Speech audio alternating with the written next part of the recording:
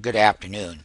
This is a 420 2013 $1,500 put on a monthly level. The S&P 500 today is making its all-time highs back up to a major top. And here is the S&P chart right here. We are currently at the wall of resistance over here that we said could happen, and they got it right up here to this golden area that we talked about in this bull run, and it goes back to 2007. The Dow has already done it. So in the short term for the S&P, what we are saying here is that when this thing turns, and it will, is that the resistance levels up here, and that's a total of, let's see, there's 1569 right here, 1575 up here at the highs. We hit today up here on the S&P, I can tell you the exact number down here, is that on the S&P we hit, let's take a look what the high was, and I have that here. The high was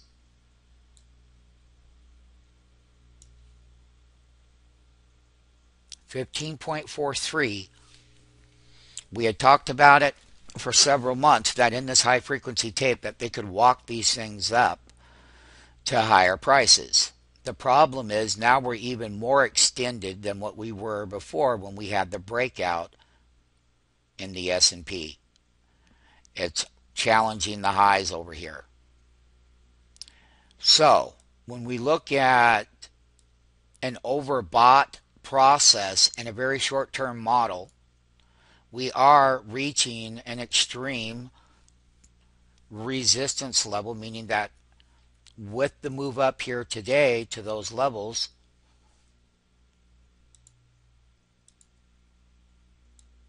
that's this level right here, this big green bar. Let's blow that up. I'm going to put that right there, and I'm going to come right in here, and I'm going to show you how the 10-week moving average still is ascending in value and going higher with this bull run right up to this top. And we have pulled back off of the top. We are looking at 34,747 contracts traded again on the 420 2000 calendar 13 $1,500 put. They're very wholesale at the moment. And that particular put option, I'll show a put chart that will be very, very clear on the $1,500 put. That's 50 points below the market.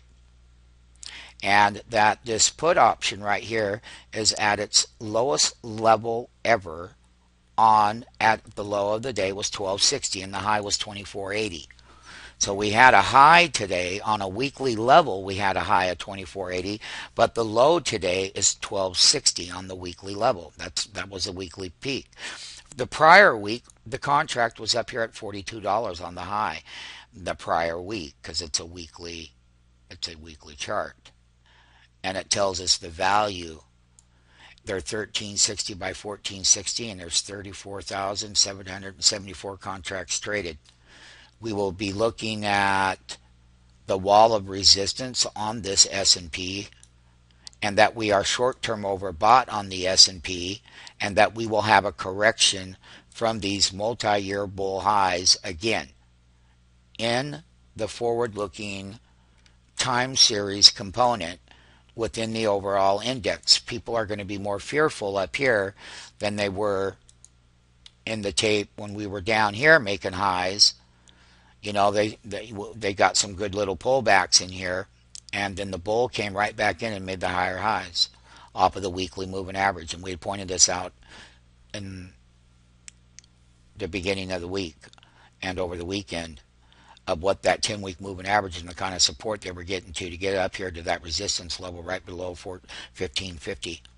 And that short term we're overbought. When this thing turns, and that's what most people think, it will turn, and when it does, it'll turn fairly decent, and we will come back down to the area and test lower supports in bull markets. Therefore, that's why we're analyzing the $1,500 put at its very lowest price levels at the very top end of the resistance level in the S&P. This is a trade that we'll be monitoring carefully, and we'll be looking where the values are and where the wholesale has been marked down to entry. This is the bull run right here in the S&P 500. And it happened on March 5th of 2013. And it finally got back up to those major areas where all of the mess started a long time ago. That's year 2000 over here, and this is 2007 when they made those tops. So when you look at the last financial crisis top, we like to look at, longer periods. We're right here.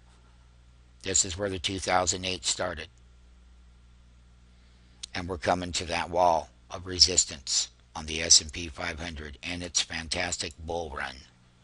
However, people are buying by the boatload the $1,500 put, thinking that the S&P will go down because we need another correction in it, and that they have the forward-looking month of April 420 to buy down here and get the wholesale gain for the longer term structure, and that the risk of these contracts, as I've displayed carefully, have been marked down, so the dollar capital risk is at its lowest level to participate.